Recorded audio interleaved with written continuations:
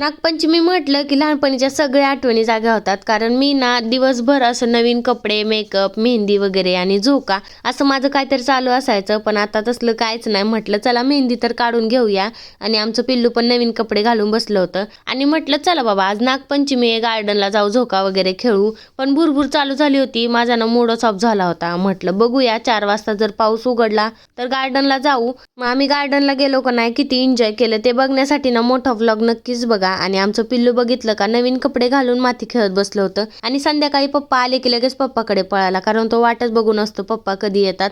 आणि आताची नागपंचमी कशी आहे माहितीये का, दिवस कधी उजाडतो आणि कधी संपतो ना तेच समजत नाही. हे लेकरं काय आवरू वगैरे देत नाहीत. तर जाऊ द्या. इथे बघा आई आणि ताईना पुऱ्या बनवत होत्या आणि मी बसले बघा इथे ताट घेऊन जेवायला, कारण मला पनीरची भाजी खूप आवडते. मग म्हटलं चला बाबा आपण पनीरची भाजी एन्जॉय करूया. तर असा होता माझा आजचा दिवस. चला भेटूया नेक्स्ट व्लॉग मध्ये. बाय.